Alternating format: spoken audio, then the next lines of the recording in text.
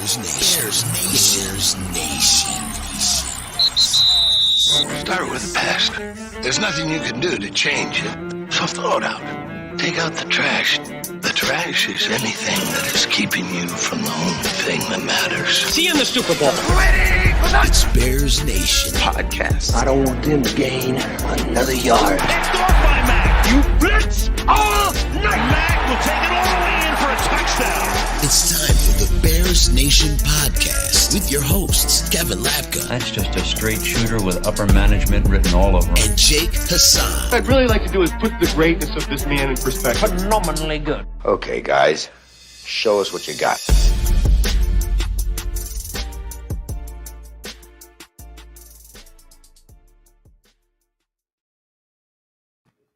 That intro has aged poorly.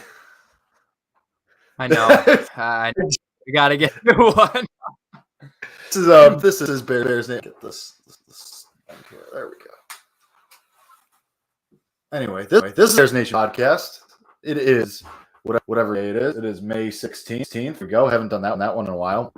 May 16th Nation podcast. OTA is about to start. Rookie minicamp already happened. Starting to get back the flow of thing, NFL football coming back around. First things first, Kevin Lapka, recent graduate. You're an adult now. How does it feel? Congrats. Thank you. I appreciate it. It feels a little weird being done, but yeah, we're on to bigger, better things now. So I appreciate the little sentiment. Absolutely. No, you've been working hard. You did a lot. So congrats on graduating. But that intro, a lot of Khalil Mack. That intro, I know.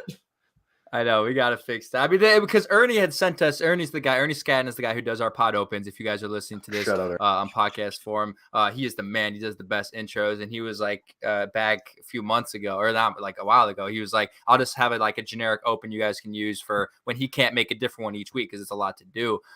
So he just made us that like a year ago. And I haven't gotten a new one yet. But I mean, it's like that was still a good moment, regardless of whether he's on the team or not. You know. That moment of him scoring. Well, you can't call it Bears Nation podcast, and half is Khalil Mack. It's a little tough. Yeah, I guess. Yeah, that's fair enough. He got traded 2 months ago. Like it's a little while, and it's like from what, like a couple. Yeah, it's from so long. Anyway. Well, that's fun. But anyway, OT is about to start, and hope is going to go. Optimism is going to start going back up. And we're talking about how, and we'll schedule a release. Obviously, that just happened, and that's why everyone's talking right now. I feel like at least twice a week, ESPN, it's how good can Justin Fields this year? At least like between NFL Live or the various morning shows, like whether it be First Take It Up, but NFL Live, like Nina Kimes or Dan Orlovsky or somebody is talking about Justin Fields and how good he's going to be this year, and it was how good he can be this year, and so they're positive. They're being positive because I haven't been paying attention. You think they're being positive about Justin Fields?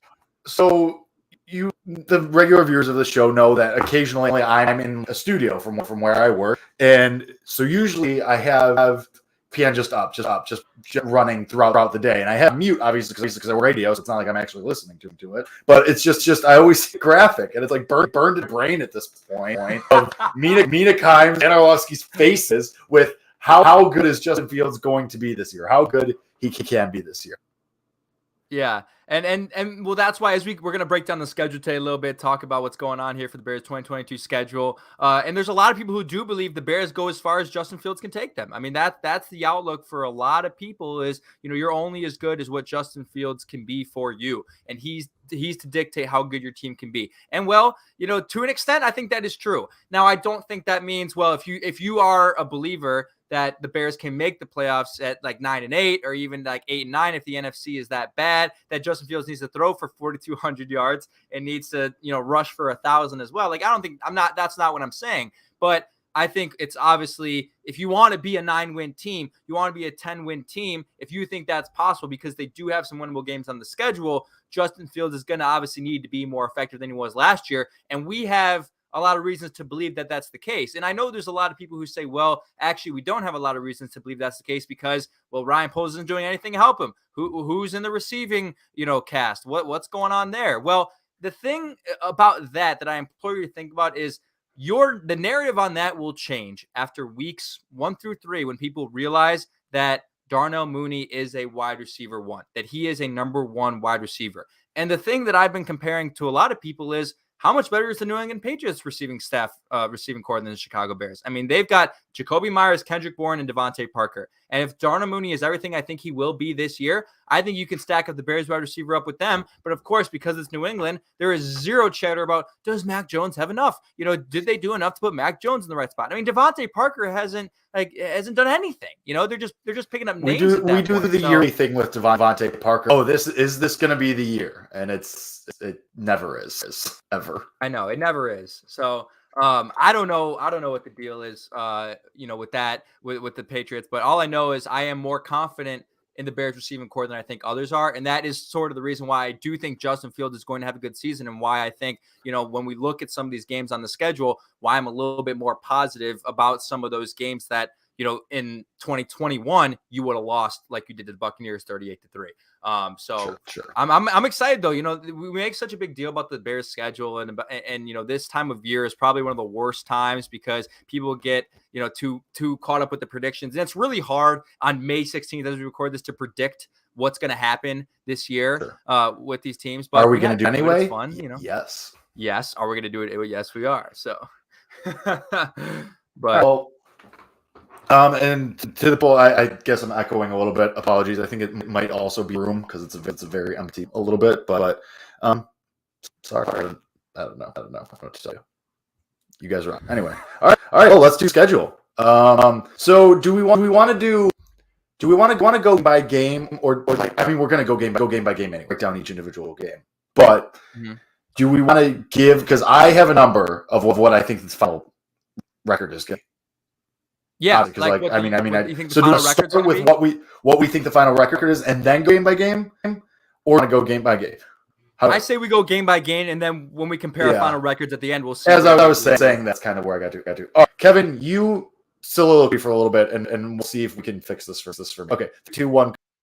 All right, Jake's gonna go try to fix his mic, but yeah, we're gonna go game by game through the entire 2022 Bears schedule. Niners, Packers. We've got a lot of games. Now, the interesting thing about this schedule is there's 3 times this year that the Bears go away for 3 straight games. So they have 3 times this year where they're back-to-back road games, which is rare, and you don't see that a lot. But to make up for that, they play 3 straight home games in December, and they don't play away from Soldier Field in the month of December, which is, to me, a huge bonus, a huge plus. I mean, you're telling me we get bear weather for all their games in December, because one of the bye week games is in December, which is why they only play 3, but all 3 are at home. That's a huge bonus. And just before we get into it, just talking about because we're making these predictions now, and you think, well, how can you make a prediction in May when you don't know what the team is going to look like, and how are we accurate about these things? There's kind of 3 things you have to look at when predicting a team's record this early in the process. Number 1, to me, Jake, is strength of schedule, obviously, right? Last year the Bears were unfortunate enough to get a very tough schedule. They had, difficult games across the board. Obviously, the Packers and the Vikings, the 2 teams in your division, are good teams. This year, they're, I think, 8th easiest schedule in the NFL. There's a lot of beatable teams on this schedule. The Vikings are always beatable. The Lions are beatable. Number 2 about that is the fact that takeaways and 1-score losses are what dictate wins. And the Bears last year had 3 1-score losses: the Steelers game, the Vikings game, and there was one more. I'm trying to remember the last 1-score loss they had last year, because it was the crazy Tony Corrente taunting Steelers game. It was the Vikings game of Monday Night Football that was a heck of a lot closer maybe than you think it should have been. And then there was one more 1-score game. What am I trying to think of that last 1-score game? The Lions? The Ravens game, where Tyler Huntley just decided to go crazy in the last 2 minutes. So you think, had the Bears flip those 3 games, they're 9-8, right? And then you think about takeaways. Bears minus 13 last year in the turnover differential, 3rd to last in the NFL. Takeaways win football games. We'll say that every week. You get a few takeaways, you might be in a better position to win football games. And that's what Matt Eberflus is coming here to do. So I just prefaced the whole schedule with those 3 things are major factors into how I'm predicting what the Bears are going to look like and what their record is going to be in May, because you just don't, every year Every year there's going to be teams who overperform, underperform. We act like we know everything in May 16th, and then the Bengals come out who are projected to win 3 games and win and make it to the Super Bowl. And there's situations like that every year. So that's my basis for thought. But yeah, let's go week by week, man.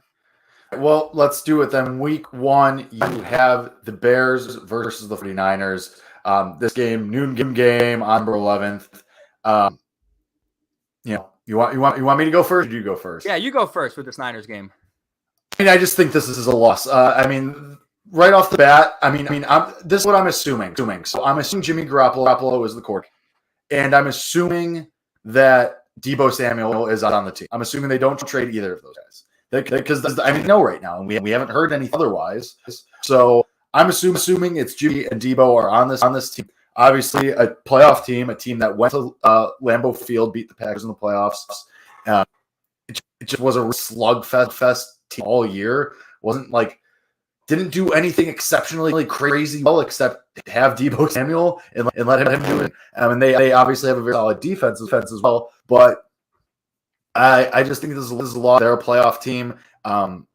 A very good playoff team. Kyle Shanahan. We don't know what Matt Eberflus is going to be as a coach. Regardless, I think that the 49ers would have the coaching advantage here. So I think that's season 0-1.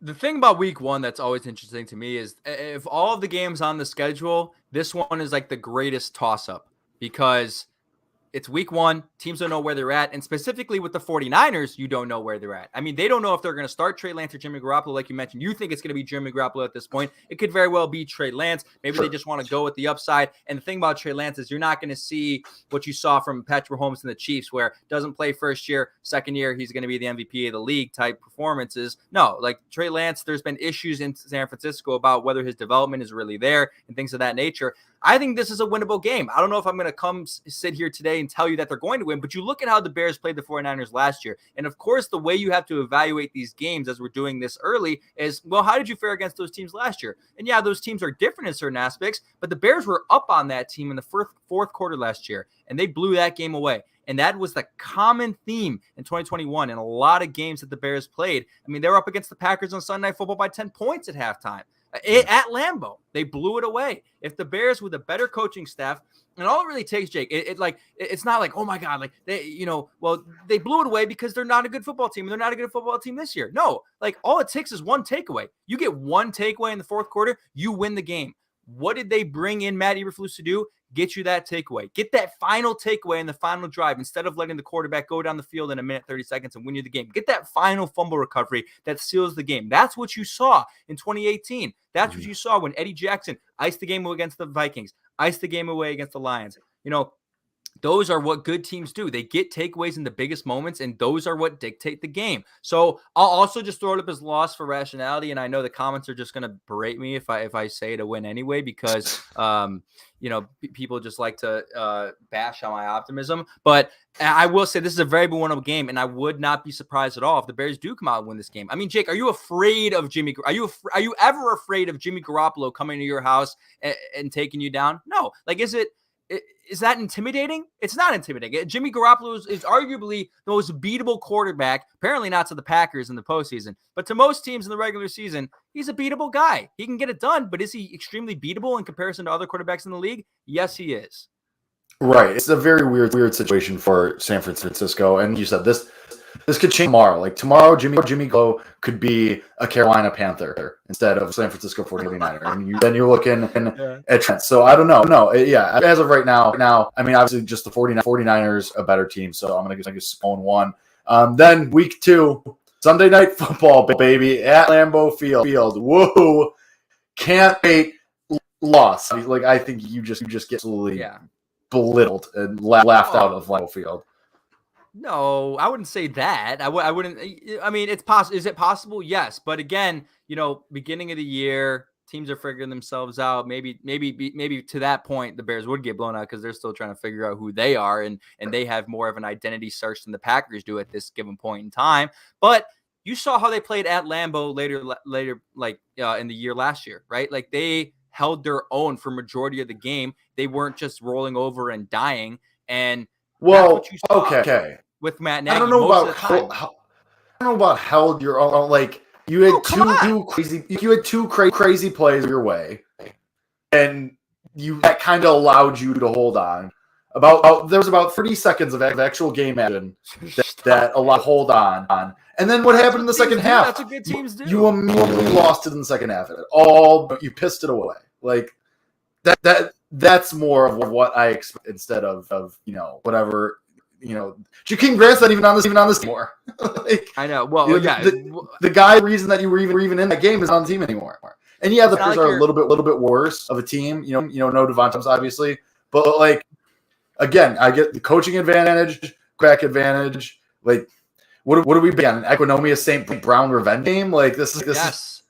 Yes, that's exactly what it is, bro. I don't know why you're why are you laughing at that? That's what's going to happen. 0-2. St. Brown, the first 100-yard receiving game of his career. Most likely 0-2. But I don't know, man. Like they're gonna lose this game for sure. But I'm not like the thing again. When you talk about themes and you look at these games and you talk about how are the Bears gonna come out? Like again, in the biggest moments, especially on primetime, in the past few years, aside from 2018 under Matt Nagy, they would come out flat, right? And they would roll over and die. I mean, we would be embarrassed. Like there was a point in time last year where we were on primetime later in the year and you were like, fuck, like we're on primetime. Like we're going to get embarrassed on national television because our team just doesn't give effort. Like they just didn't give effort. Like, and you could say whether you think that's on the players or whether you think that's on the coach. But to me, you don't get your guys ready to play. That's on the coach. And that was a consistent happening. I would be content from this game if you lost, but Aaron Rodgers went down fourth quarter on you, won the game, but you fought your freaking ass off. It was a one-score game, and you know that the next time you play later in the year, you are going to win that game because you fought your ass off in week 2. That to me, there's not a lot of I'm not a huge moral victory guy. A win is a win, a loss is a loss. You kind of are. I sort of am, I guess, sometimes, but not always. Like I'm not like no participation trophies out here. But I think if they, held their own, fought their ass off, and just barely lost to the Packers in week 2, you're feeling good about the direction of the season because they have a lot of easy stretches. And it really starts after week 2. I mean, they go week 3 at home versus the Texans Sunday, September 25th. And I do like that all these games are noon games or primetime games. No 305. Stop fucking around with the West Coast stuff. Noon kicks. That's what we like as Bears fans. What's up, Jeffrey Glover in the chat? See Shane in here as well. Appreciate you guys hopping in. You start a really easy stretch here, starting with the Texans. I mean, they cannot lose this game, right? God, I hope not. If you lose to Davis Mills and Lovie Smith, disband the organization. If you lose this game, I don't even I'll do some insane shit. But it's yeah. I mean, of course, you can always win a game, but theoretically, you should not lose this game. I hope you can win this game, especially if the defense is what you think it can be on Eberflus. Because Davis Mills is at best an average quarterback. At best. I mean, we don't even know. It's probably career backup, which is fine. Good for him, great. You made it to the NFL. It's better than the what some of us can say. But God, yes, you should win this game. God, I hope you win this game. I think you do. I think you're 1-2 after this game. But man, the fact that we even have to have this discussion is so disgusting. I like this comment in the chat from Shane. Lovie Smith revenge game. That's right. Lovie Smith, head coach of the Texans, coming back to Chicago. And I don't know if this is the first time he's been back as a coach of any sort. I'm not sure. I'd have to check that. I'm sure he's been around maybe in Tampa. I can't exactly remember. In Tampa, I think there was a time maybe. That's what I'm thinking. I think it had to be Tampa. Was it the Trubisky 4 touchdown game or 5 touchdown game? I don't know if he was around at that point. I don't remember where Lovie went.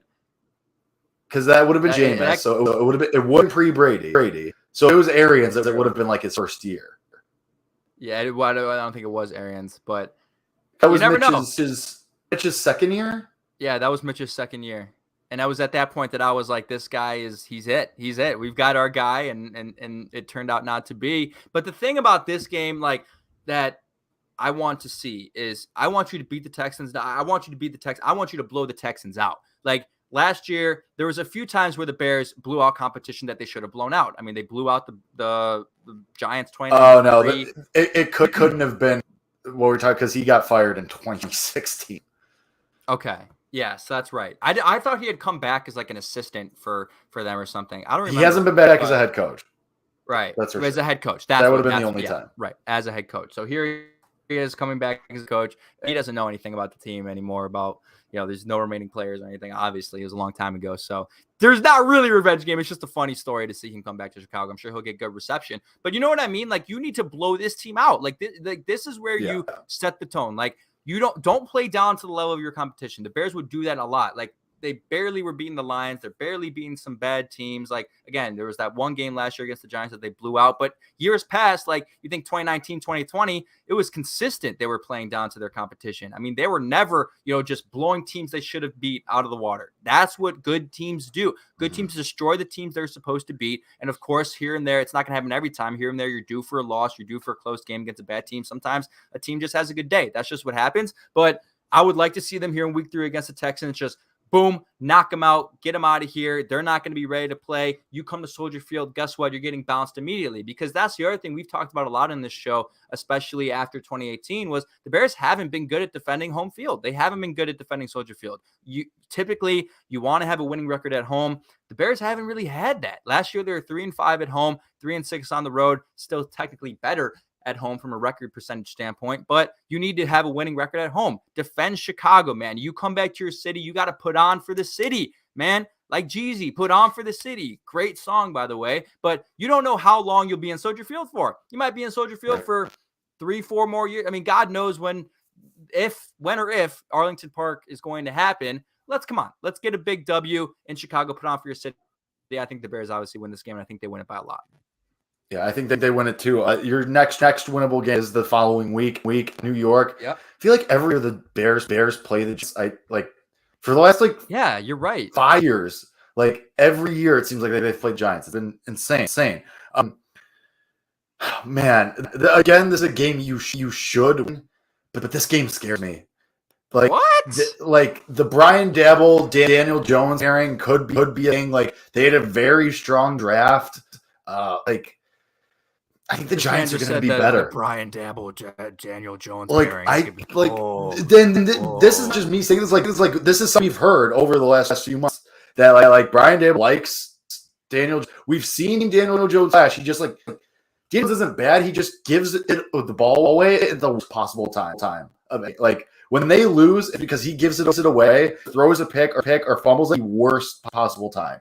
I don't think he's like a bad quarterback. I think he just has this turnover issue. And they had a really, really good draft. I think. Yeah, but those are all rookie players. Like, they had a good draft, but again, it doesn't matter to a certain point, man. It's all about the quarterback. That's why I think they're going to, after this game especially, they're going to be like, fuck, we made the wrong decision. We should have drafted Justin Fields. I mean, what is the direction of their franchise, Jake, versus the direction of the Bears? Like, the Bears have a direction. You have locked down the best position on the team. What do you mean? You have a direction. You've locked down the most important position. You know what you're doing going forward. The Giants, they don't know what they're doing with the quarterback position. You can bring in all you want. You can bring in Kayvon Thibodeau. You can bring on Evan Neal. That's great. You're not going anywhere until you have a legitimate quarterback. They would have been better off. I'll tell you at this point. I'll tell you this.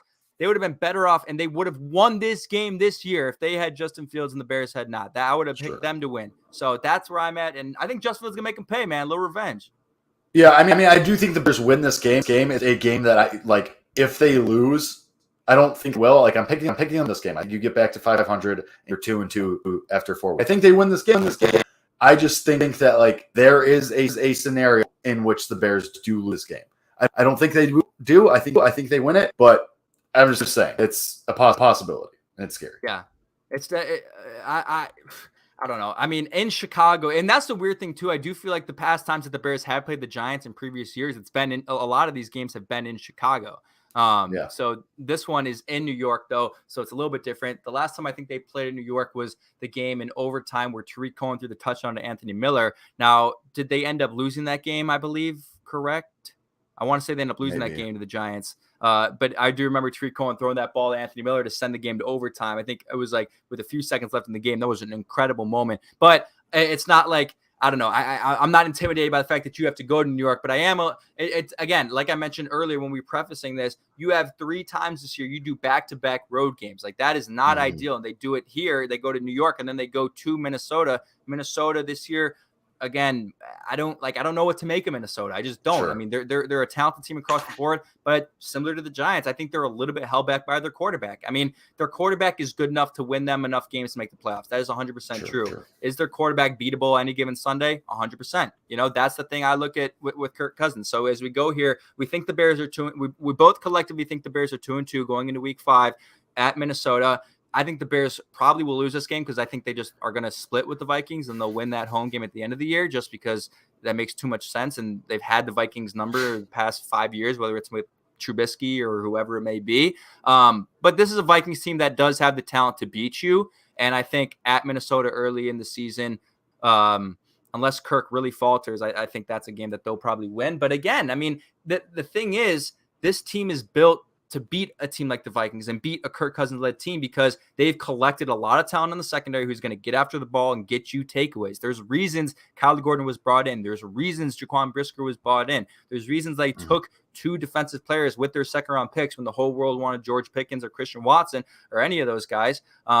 You got 2 defensive players for this reason, to take the ball away against players who are prone to throw the ball away, like Kirk Cousins, who are prone to fumble the ball a little bit and fold under pressure, like Kirk Cousins. So I don't think they'll win this game. But again, you are built and you are equipped to win games like this with quarterbacks like Kirk Cousins at the helm.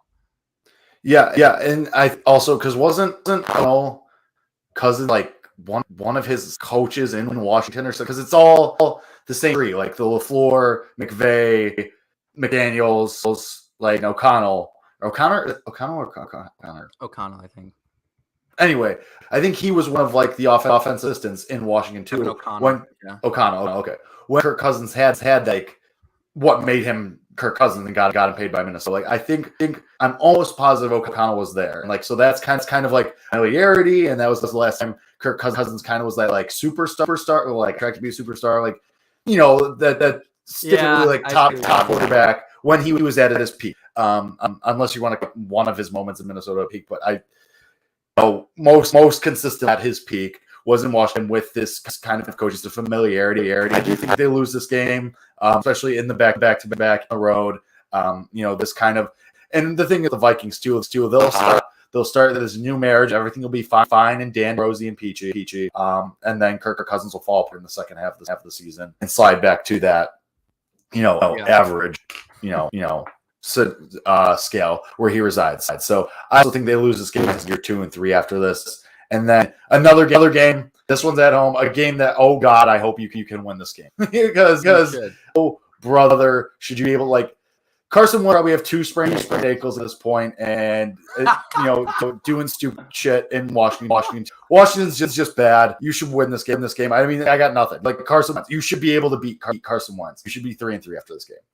Yeah, you 100% should be 3-3 after this game. Again, these are games that you have to win. All right, you're at home. Thursday night football, you're on prime time. These are games you win. You come out. And the thing that's important as you talk about primetime games, you talk about these big games, is even last year and throughout his career at Ohio State, is Justin Fields performs in the biggest moments. Like you saw that, and what's going to stick out to most Bears fans is Monday Night Football against the Steelers. He did not shy away from that moment. He had arguably his best game of his career under the lights with everybody watching against a really good team. He went out and he did it, man. He did everything he could to win them that football game. Tony Correnti gave Cassius Marsh a taunting penalty that screwed you over. I mean, Justin Fields balled his ass off. I think Justin Fields, and I think on primetime, he is just a guy who's going to show out. Contrary to Kirk Cousins, as Jake is going to go grab his headphones real quick since he's a little echoey. Contrary to Kirk Cousins, who shies away from the moment, Justin Fields lives up to the moment. I think the Bears do win this game Thursday against Washington at home. That's a game I think I want to go to, one of these Thursday night games, just because I also do want to make sure I'm going to go see a win. And if there's one of the games on the schedule that I do think is going to be win, it's this. Plus, it's a Thursday night game, and the fans are going to be hyped up. And yeah, it's a Carson Wentz-led Washington team with not a lot of talent across the board. Their defense is okay. I think we kind of know how good their defense can be. It can be okay, but it's not going to be the top 5 defense everyone thought it would be heading into last year. So this is 100% a winnable game, and this is where things start to get interesting. So you could be looking at a legitimate 3-3 record with okay, you know, this team has a little bit of potential going in to week 7 against the Patriots. And this is one of those times, again, it happens 3 times on the schedule where you are on the road back-to-back games starting Monday Night Football at New England. But this is an 11-day gap between games, and that is huge to me because we know how injury-ridden this team has been. We know there's been injuries across the board, and there's struggles to stay healthy. Anytime, you know, without a bye that you can get 11 days of rest, you'll take that all day, man, especially because the Bears have their bye week 14. So you don't get any time early in the year to get these guys rested up, specifically even a guy like Justin Fields, who is notoriously, you know, on the move, taking hits. You know, maybe he needs to learn a little bit to get out of bounds or slide or whatever you want to say. He's a guy, just because of how mobile he is, he's going to take more hits than the average quarterback. He's going to want a little bit of rest. So it's huge to have the 11-day gap. So they go to New England week 7, and we're going to say they're sitting at 3-3 going into that game, Monday Night Football at New England. To me, this is obviously Mac Jones versus Justin Fields. I think Justin Fields outplays him. I'm picking the Bears to win this game. We act like Jake, you make that face. We act like there's going to be no upsets on this schedule. The Vikings. So there's 2 things about, not the Vikings, the Patriots that don't scare me. Number one, it's that, you know, I don't think the receiving core is any better than the Bears. And I said that, you know, earlier in the episode, but also they lost Josh McDaniels. And I was watching Tom Brady's show on ESPN Plus, Man in the Arena, which is a great documentary. You watched that? I like it. It's good. I think you are legitimately the first person I've heard say that they've watched that. I think legitimately the first. I'm not kidding. Isn't great, but I like story. Like, I don't like Tom Brady as a player. I don't like him, but I do enjoy the documentary. But anyway, as you're bashing me for watching any show I want to watch, all right, I can watch what I want to watch, Jake. What do you watch? Game of Thrones, which is totally respectable. I don't have time to watch anything anymore. I'm so busy. Yeah, dude. I don't have time to watch stuff anymore. I rewatch New Girl. That's what I do. That's what I do too, and that is totally. I will do it again. I would totally do it again. But I was watching Man in the Arena, whether you like it or not, and you know when the Patriots were really successful in like the mid 2000s with Brady, McDaniel was there. He left. He got a head coaching job. They were not that good. They were still a solid team, but they were either making the playoffs or not making the playoffs or barely making it and losing in the first round. And they weren't the same team that was getting to the Super Bowl 3 out of 4 years. It wasn't the same team. And then he comes back to New England, and then they become the same, the Patriots that you saw in the mid 2010s. And, you know, ever since until this year when now he's gone. So I think there's something where Josh McDaniels just connects really well with younger quarterbacks or with any quarterback like he did with Mac Jones last year. Now that he's gone, that is a storyline to follow as far as their team this year. And I think that's going to play a factor when the Bears play them. So I'm chalking this up as a win. I am. Come at me for it, but I'm chalking it up as a win. It's a W. I will say I don't think it's nothing to say that obviously the dip from McDaniels to Joe Judge. It's either going to be Joe Judge or Matt Patricia calling the plays. So, yeah, there's an obvious dip there, but I still just I have this as a loss. I think just Mac Jones is in a better position to succeed. Sure, Justin Fields might be the better quarterback. The overall situation, like they know how to protect Mac Jones. He has an offensive line. We don't know what this offensive line is going to be at all. We don't know who's going to be there, who's going to be playing where. And the Patriots showed last year in his rookie year that they know how to protect him, how to take care of him, and put him in situations to succeed from game to game. So I think this is a loss. Maybe Justin Fields is better overall in the long run, but going into this game for the purposes of what we're doing right now, this exercise, I think this is a loss. I think you're down to 3-4. Okay, Jake, whatever you say. You want to be Mr. Negative Nancy. This is exactly how this is going to go. Jake's going to all these 50-50 games. I'm going to be like, the Bears got a shot. I think they're going to win. Jake's going to be like, no, they're just not good enough. It's not that they don't have a shot. It's just like what we have to think about with the Bears when we're talking about the Bears for the next, year over this season that's coming, they're not a good team. They're just not going to be a good team. Okay, but here's what you have to think about though, Jake. And like you on paper, they're not the best team talent-wise, but there's things you have to remember. First of all, not always does your talent on paper equate to wins, and not always does your lack of talent on paper equate to losses. That's not how it works. You think here's the thing. In the first year of a rookie head coach, that's not when you're going to transcend that, that split or whatever you want to call it. Like you're not going to overcome that in the first year of a new regime, of a new head coach, when you're patchworking an offensive line. It's not going to be the year that you overcome those deficiencies. First year head coaches, I mean, there's not a whole, like, first year head coaches have been successful, actually. Certain first year head coaches have been pretty successful in recent history. And you think about Matt Nagy in his first year, the Bears were 12-4 and made the playoffs, right? And that was Matt Nagy. So I'm not going to use the first year head coach argument against us here. You know what I mean? And sure, was the roster a little bit, better at that time? Yes. But again, you talk about what makes a good team, man. The Bears had a shit ton of talent in 2019, 2020. They had top 5 talent in the league. We talked about that on this show in 2019, 2020, and they did nothing with it. This is a team that doesn't have top 10 talent.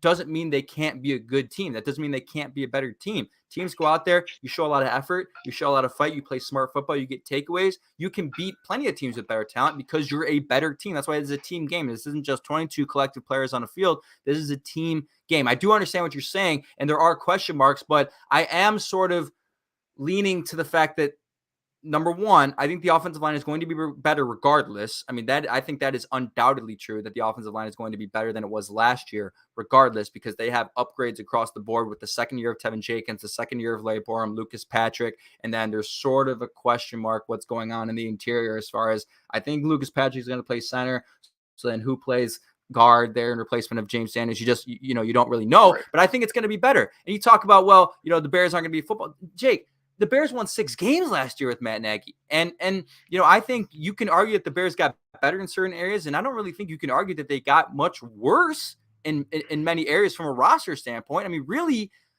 aside from edge where you lose Khalil Mack and, maybe interior, although Eddie Goldman and Akeem Hicks weren't as effective as they have been in the past. We'll say those 2 position groups, you get a little bit worse in, but guess what? You get an upgrade secondary. So to me, those things kind of offset. I don't think you win 6 games last year with receiver. I don't think you really get worse because Allen Robinson was completely ineffective for you last year. He didn't want to be on the field, and that's not his fault. He wanted to get out of there. That's fine. He can go to LA and have fun. That's not bashing him for that. But I think you win 6 games last year with what you had. I don't see any way they can go down. I'm not going to sit here and tell you they're going to win 14, 15 games. I just don't think they're going to lose more than they lost last year. It just doesn't seem possible to me, considering how bad. You have to remember, Jake, how bad things were last year. It is impossible to replicate what you did against the Cleveland Browns. Okay, well, I'm going to ruin this. I'm going to ruin the next few minutes of this segment. I think you lose against Dallas and Miami as well. I think you go on a 3-game losing streak here. I don't think you win again until the Week 10 Lions game. I think you lose 3 in a row: New England, Dallas, and Miami. Well, okay, so go to Dallas first. So Week 8, Dallas the day before Halloween. Everyone's feeling a little spooky at Jerry's World. The second game of back-to-back road games. Yes, I think that's a loss as well. Okay, I agree with you on that. But you're telling me the Dolphins, you have that much faith in the Dolphins? I mean, they have a lot of talent on board, but really what I just said is the fact that you can have all this talent. Guess what? It doesn't matter if Tua Tagovailoa can't throw the ball to his receivers. That's where I'm at. I think the Bears beat the Dolphins at home. There's no reason they can't beat the Dolphins at home. You just talked about how the year-to-year transition of where you got better, where you got worse. Obviously, the Dolphins got better at wide receiver, acquiring Tyreek Hill. A lot of players. Obviously, they got a lot of talent.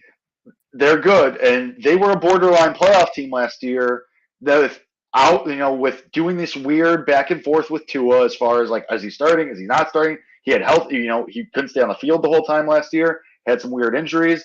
Then they changed coaches to this offensive-based system with Mike McDaniels, who's supposed to be the next big thing, and they add a superstar wide receiver. I don't think it matters that Tua can't, we have questions about how far he can throw and if he can throw at all. But also, I think, I still don't think this is they're just better, and they were a borderline team, and then they got better. I think Tua is going to be better than he was last year because I think he's going to take a jump with better talent, better coaching theoretically, and being able to be healthy now. He's not rehabbing his surgery this offseason for the first time in his career. I think this is the first offseason he hasn't had a rehab, and you also think about the jumps of the player Jalen Waddle. I think is going to take a jump and be a top 15 receiver this year. That guy's unbelievable. And he was really, really good as a rookie. I think that chemistry too, he takes a jump as well. I think you lose this game. I'll admit the fact that I thought Tua Tagovailoa was going to be one of the better quarterbacks out of that draft when he was drafted. I did think that, but at this point in his career, there's no basis for me to think that he's going to return to anything near the projections that he was supposed to have when he was drafted. Nothing near that. And like, again, like in certain situations, like your weapons won't help you. They just won't. Like it doesn't matter if you have all these weapons, if you can't get the ball to them, if you're not smart enough to read defenses and all those things. And if you're not, that's what I'm saying. Last year they figured it out without Tyreek Hill and without Mike McDaniel. They didn't really figure it out though. I mean, they're winning. Like they were able to give Jalen Waddle a historic season. Yeah. I mean, the Bears were able to give Darnell Mooney a pretty freaking good season with about just as many yards and offense. I mean, what? That's a fair comparison. What do you mean stop? But I'm saying, like, you're saying, okay, you got to be able to read the defense. You got to be able to get the ball to these guys. They figured it out with a worse coach and with Tua in and out all year. They were able to make Jalen Waddle break records. Like, now they added Tyreek Hill. They upgraded a head coach, theoretically, at least offensively. Who knows what the final part, but on the offensive side of the ball. And like this Tua, and Tua's healthy. Like, I think they can figure it out. Like, coming from the LaFleur Shanahan tree with McDaniels there, like, I think it's more likely than not that they can figure it out and figure out how to get the ball to Waddle and to the tight end, what's his face, Gesicki, and to Tyreek. Like, I'm not saying Tua is Mahomes. Nobody's arguing that Tua is Mahomes. I think Tua is. He's arguing that Tyreek is not going to be nearly as good as he was because Tua is not nearly as good. Sure, and we've seen we've been able to see the writing on the wall as far as Tyreek for a while, but he's still a good player. Like, will I be surprised if Waddle has a better season than Tyreek? No, 1,000% not. I mean, honestly, I kind of expect. Oh, really? It. Wow. But because like I said, like we've been talking about the decline of Tyreek Hill for the last couple of years. Like, yeah, he could still rip off a big play, and yeah, he could still take over a game, but he's not going to be that week to week for you. You know what I mean? And so is Tyreek what he was, and is Tua Mahomes? No, not at all. Could this blow up? No, but I think it's more likely than not. I think the alternative that they're good and they can be good and have an explosive offense, I think that's more likely than it is to not happen. Here's the bottom line for me as we talk about this specific game. I don't think that Tua Tagovailoa is coming into Chicago and outplaying Justin Fields. And the thing you have to remember is, like, okay, this team is built to break you with deep plays, right? They're built to break you, down the field. Let's break, Tua's supposed to have a strong arm. Let's break you on a Tyreek Hill 80-yard play. Let's break you on a Jalen Waddle 70-yard play. And last year's team, the Bears do not win that game because they were prone to allowing those plays. I mean, week after week, they were doing that. You think week one, the first drive of the season dictated how the rest of the year would go when you let up a 70-yard play to Van Jefferson and no one touched him down, and it kind of just set the tone for the game and you lost. Now you have honestly. Exactly. Yeah, pretty much. You have built a secondary to prevent those things from happening. I reiterate, that's why you drafted Jaquan Brisker. That's why you drafted Kyler Gordon. That's why you put your faith in Eddie Jackson, and you bring back DeAndre Houston, Carson, Dane Cruikshank, all these guys. Yes, you're built to not allow those things to happen. So if you prevent those things from happening, I don't think Tua Tagovailoa outplays Justin Fields in Chicago. I just don't. Like, that to me is what this game boils down to. And you can't look at every game on the schedule that way. Like, I can't just go every game and be like, Justin Fields has to play out this person. Justin Fields has to outplay this person. This person has to outplay Justin Fields. Like, you can't look at it exactly that way. Because there's still going to be growing pains with Justin Fields still too. Like, it's not going to be right. Yeah. We're still expecting some bumps in the road. Now, I will say, all that considered, I think the Bears are 3-6 after this. Like, I do think they lose 3 games in a row. I'll say this. I think they win back-to-back games against the Lions and Falcons. Like, I think you're 5-6 after that stretch. Like, Lions, the Lions are everyone's favorite sexy pick for, like, oh, they can surprise people. But at home, and you've generally had the Lions number over the last, forever. So I think you're able to win that game. And then I think you can go to Atlanta and beat Desmond Ridder or Marcus Mariota. Like, I think you can handle that too. Like, I don't even think you need a Justin Fields masterclass to win those games. I just think, like, you should probably win those games. So I think you win the next 2 then. So that's the fortunate thing about this schedule is, you mentioned those 2 winnable games and really 3 because they go Lions, Falcons, Jets, and we'll get into that Jets game in a second. But you have, you have stints here where you play bad football teams, right? So early in the year, you have weeks 3 through 6 where you play consecutively the Texans, the Giants, the Vikings, and the Washington football team, which should be 3 out of 4 wins. And then, you play some tougher opponents, and you go week 10, 11, 12, you play 3 really, beatable teams in the Lions, the Falcons, and the Jets. So really, all it takes is if you were to win like one of those games against the Patriots, Cowboys, or Dolphins, just one of them. Like if you were to take one from those 3 teams, and then you do think they're going to go on that, 2-game winning streak against the Falcons and the Lions, and then you're back to 500 heading into week 12 against the Jets, right? I mean, that's what we're looking at, which is why, going back to what I said in the beginning, strength of schedule really matters as far as, it's obvious, the logical thing. You're going to play easier teams. You're obviously going to win more games. I mean, that's just how it goes. They are lucky enough to have some of these breaks where they play consecutively easy, I wouldn't say easy, but beatable football teams. So we'll just, recap those 3 in a row. I think they win Lions, Falcons, Jets. So that's week 10, 11, 12. And why is that important? Because we know how important it is for this team, for any team in all of sports, of momentum, right? How important momentum is and gaining speed. Well, guess what? If you win those 3, so you think that they're going to be the Jets as well, right? I kind of skipped you on that. So I wanted to talk this through with you, because I go back and forth on this every which way. Because part of me thinks if Zach Wilson is just not terrible this year, I think the Jets can be a decent team. As long as he's just not terrible, I think the Jets can be a decent team and at least kind of be on the outside. I think they could be what the Dolphins were last year, on the outside of the playoff picture. But interesting enough, where they're fighting for a chance to get in. They could sneak in theoretically. They probably won't. But the Jets are interesting to me.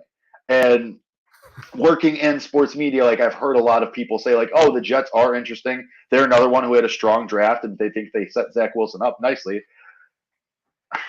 I go back and forth on this. That's fair, and yeah. I think because you're at home, you probably win. But there is a world. This one is on the road. This one's in New York in East Rutherford. Oh, it is at Jets. I'm an idiot. My brain doesn't work. No, yeah. So I think there's a world where Zach Wilson doesn't stink, takes not a leap but a step forward, and is better. And I think the Jets are a 8-9 type of team, 9-8 maybe, even if things go well for break the right way. I do think I'm going to say the Bears win this game and you're 500 going into the bye. But no, they have the Packers before the bye, but yeah. Oh, yeah. But there is for sure a world where the Jets are actually kind of a decent team and you lose that game. I don't think they do, but because who was I saying that about earlier where you could lose that game? The Giants? I think the Giants. I think it's more likely that the Jets do this than the Giants. I agree. But it's kind of the same-ish situation. Yeah. But I do think the Bears win this game. Yeah, I think they win this game. And the interesting thing, real quick, before we go to the Packers game, and you think about these people who want to put the Bears in the same category as the Jets and, the Giants and the Washington football team and the Texans and, the Lions and the lower echelon teams. Well, the reason why I would maybe implore you to put the Bears ahead of those teams just by one tier, I'm not saying there are plenty of tiers above, is none of those teams have marquee players like the Bears do. The Bears have marquee players on defense. They have Roquan Smith, who is, the Jets do. Who? He hasn't performed to it, but Zach Wilson's that guy, and he's not a marquee player. And you expect it, and Wilson's probably going to be. He was the first receiver taken in this draft. They have good players. They have some good players. I guess the Bears have it probably depends on who you define as marquee, I guess. Right. Right. Or what you define as marquee, I should say.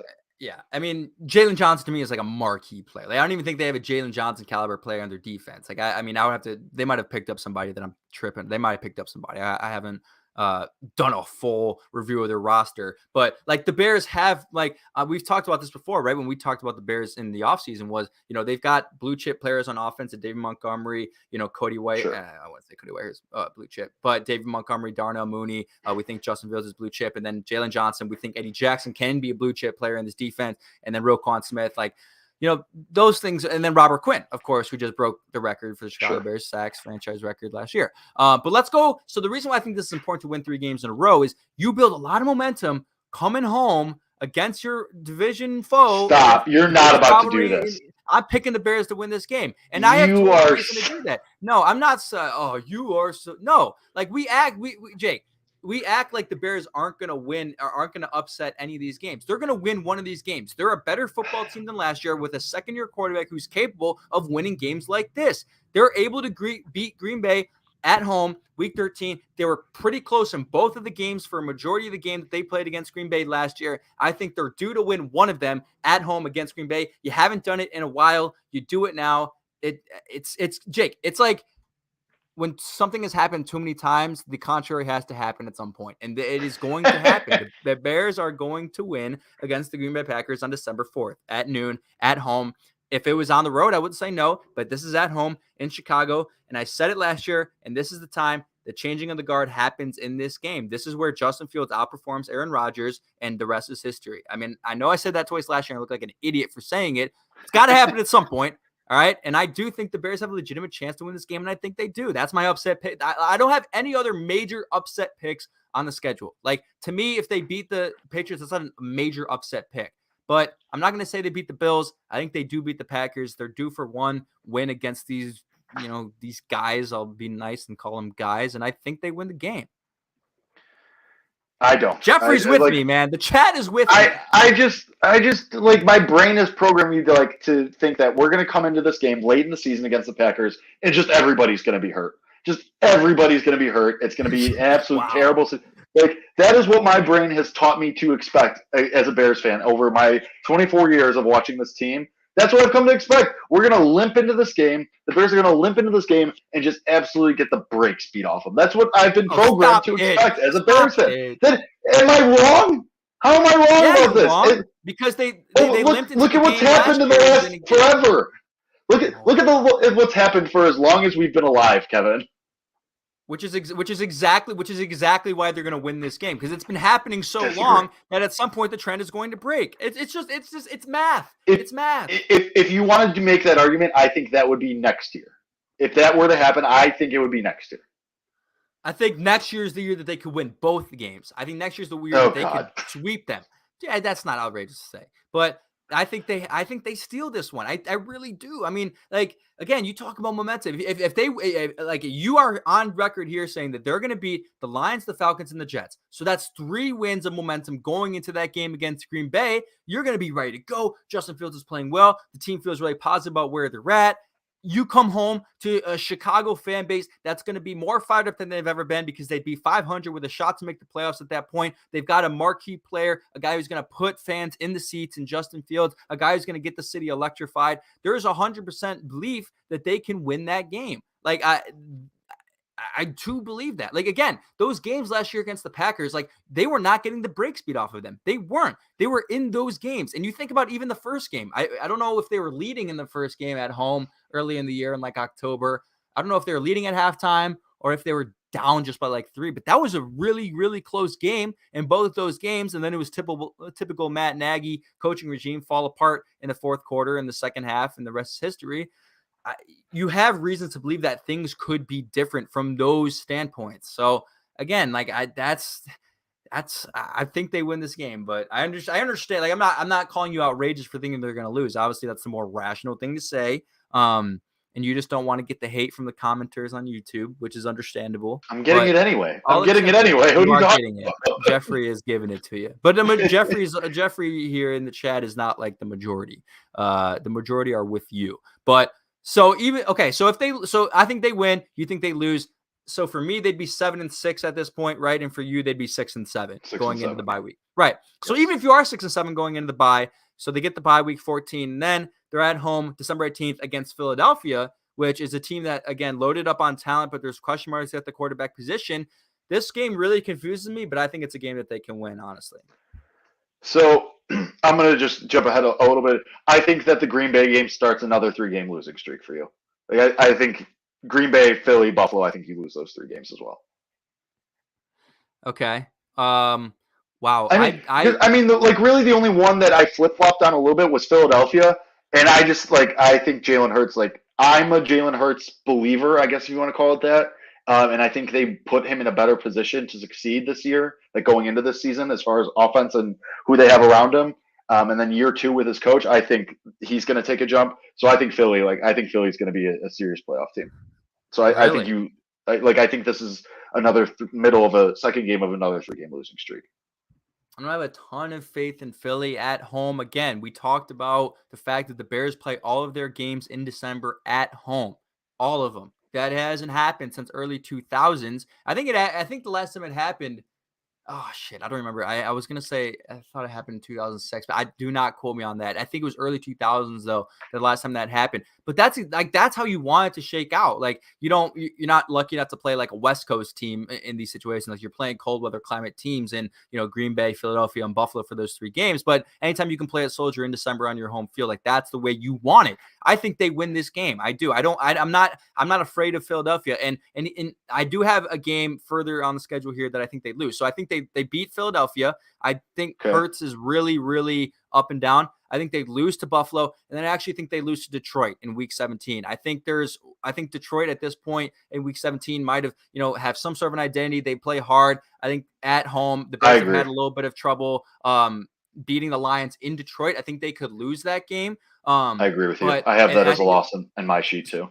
Yeah, so for that, like I don't think they're going to lose 4 in a row. Like I think they will beat Philadelphia, and then they lose to Buffalo because that's going to be the best team in the NFL this year on Christmas Eve. And I think they lose to the Lions, although I don't want to admit it because the Lions fans are going to come in. I think there was already a Lions fan in the chat earlier who was talking some ish. Here he is, Don Burr, Detroit versus everybody. But I think they lose to the Lions. And then I think, if I have them losing to the Lions and the Bills and beating the Eagles, they would be 8-8 going into the final Week 18 game against the Vikings. And to me, that would be a game that would decide whether you make the 7th seed or not. Likely, I think 9-8 would be good enough to make the playoffs. And if they lose it, they'd be 8-9 and probably would miss it. But I think if they win it, they might make it. But, I see that as possible. Like you don't have that as your prediction, but could you see that as possible? Like, because I don't want people here think I'm an idiot and think this is completely outrageous, because I'm sure there's people who will skip to the end of this episode and be like, oh, I just want to hear the record predictions. But based off the reasoning that I gave and Jake gave, like, I like it's possible, man. Like, they're not a 3-win team. Like, they're not a 3-win team like people are projecting them to be. Are they? It's a possibility. Like that they're a 3-win team. I think there's a world where Eberflus stinks, or somebody gets hurt, or Fields doesn't take the leap. Like, I mean, we are Justin Fields believers here. We think he's going to take a step forward to varying degrees, unsure. But like, there's a world where the wheels just fall off. Like, it's not like. Think about this. Like, there's a scenario where Robert Quinn gets traded, Eddie Jackson gets traded. People are getting hurt left and right. Velus Jones Jr. is nothing. There's always a scenario. I don't, and I'm just saying, and I don't think they're a 3-win team. Obviously, I think they're a 7-win team. I still think they're going to be extremely mediocre. But no, I don't think they're going to be bottom of the barrel 3-win team. However, it's the NFL. Weird stuff happens. There is a way. There's a path for that to happen. If everything goes to hell, that could happen. Do I think it's going to happen? No. Do I even think it's likely? No. Do I think it's like – I think there's a 35% chance that happens. That's too high. Probably higher than is expected. Probably higher than it should be. But, like, I just expect disappointment. I'm never disappointed. Like, there needs to be a part of me that guy, bro. You got to break that, dude. There is a part of me that needs to be prepared for the wheels to just fall off completely and get ready to lock in for a long season. I think they're going to be mediocre. I think they're going to be like, I'm with you. I think they probably lose that Lions game, and then they end the season with a win in Minnesota, and you're 7-10. Like, I think they're going to be very mediocre. Now, and I feel like I probably say this every year, there's a way, in the same vein that there's a way that the Bears are a 3-win team, there is an equal percentage of that, not percentage, but like there's an equal part of that they could win 11 games, 12 games. Do I think that's likely? No, I think there's but there's a way where they win 10 or 11 games. Fields is awesome, takes a huge leap. is a Pro Bowler, is just absolutely lighting the world on fire. Darnell Mooney takes the leap. Larry Borom and Tevin Jenkins are awesome. Eberflus just lets Getsy and his guys take care of the offense. And there's a world a world where it happens. There's a path. I think there's like a 12% chance that happens. What's more likely here? This is the question. Is it more likely they win 10 games or 4 games? That's what I would ask you. Like, and you can't assume that all those injuries are going to happen. Like, assuming everyone's healthy, right. Assuming what we project to believe off history. But to be fair, we can't assume that Eberflus is going to be even good at his job. Like, he might just be okay. Can we assume that he's better than Matt Nagy? Damn straight we can assume that. Assume that. And that is enough for me to believe that they have a more likely chance of being a 10-win team because they won 6 games last year with that guy. So so for me, if I'm sitting at 7-10 and what I actually think. So the games that would flip, if I see them being a 10-win team, would be, really the only ones that would have to flip would be the Detroit game, the Minnesota game, and Patriots, and probably Dolphins. Or San Fran. Or San Francisco, which I think is another win. Especially if they trade Debo. Correct. Well, I don't think they are at this point. Yeah, okay. So, but yeah, I think there's more flippable games from loss to win than there are like Washington's not Carson Wentz isn't beating you. Yeah, agreed. At home, not beating you. So the ones that could theoretically flip from W to loss on my thing, just doing this exercise, how do I get to 10 wins? Okay, how do I get to 4 wins? The ones that flip here are the final Minnesota game, the Jets game. Mm-hmm. Right, because you had them. Well, you had them winning the Jets. You had them I'm going the opposite way now. So now the ones that go from wins to losses would be the final Minnesota game. Let's say Minnesota's fighting for a playoff spot, and then they need to win to get in. The Jets game. That's really it. Yeah, that's really it. I mean, maybe I don't think Detroit sweeps you. I don't think Desmond Ritter's beating you. No. Texans aren't beating you. The Giants aren't beating you. Those things don't happen. So to answer your question, then I think it's more.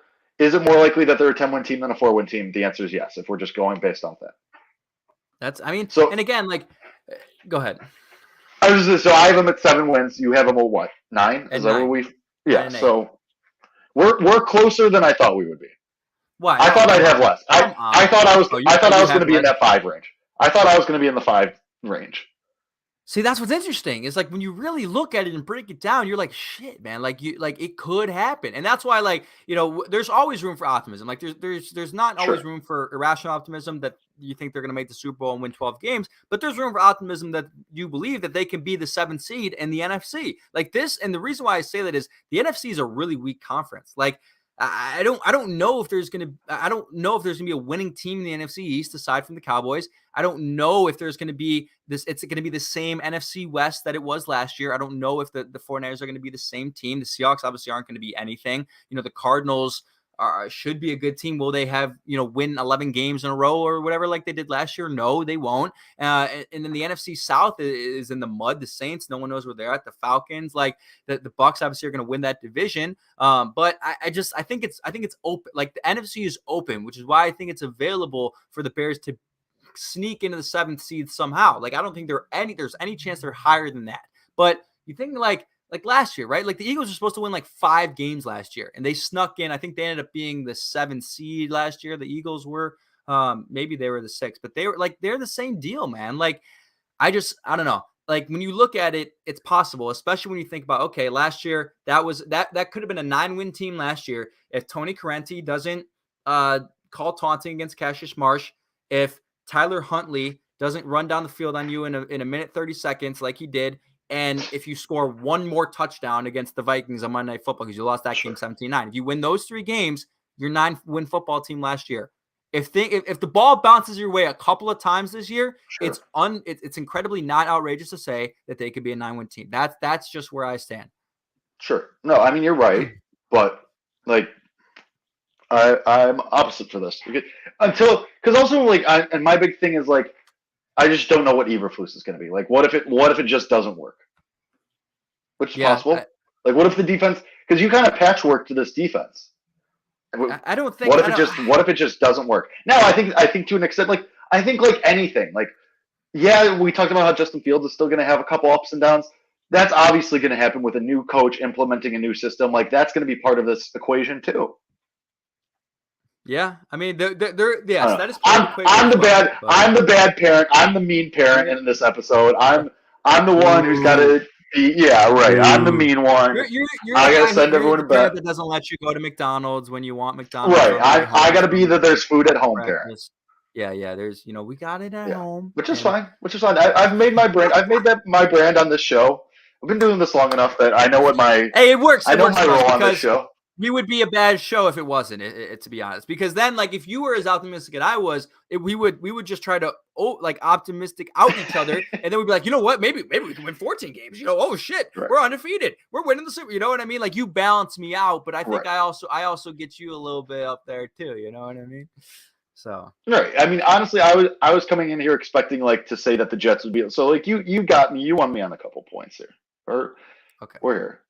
So now what sucks about this odd numbered schedule is that now we can't just be 500. Like it has to be one. I know. One way or the other. Hey, that's good though, because the Bears were always consistently 8-8 for like 2 years. Right.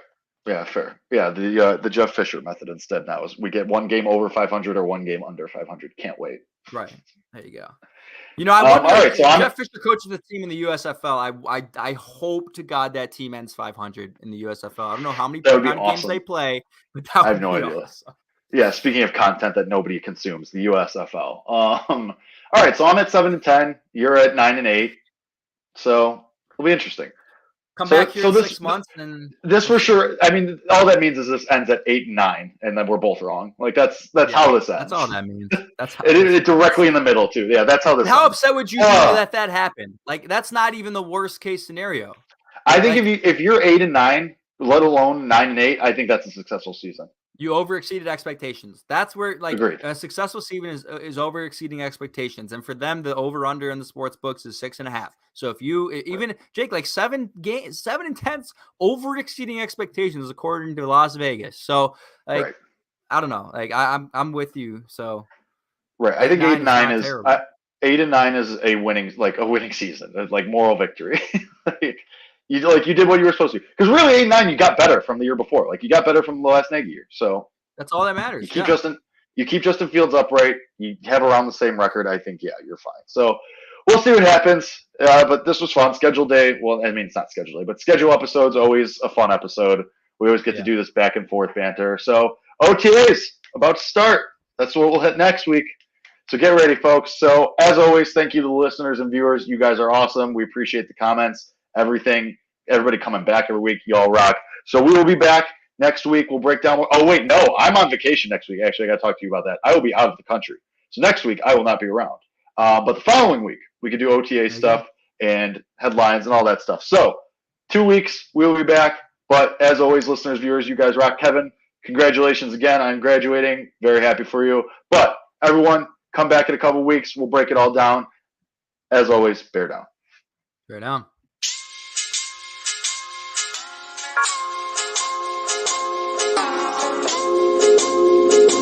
Thank you.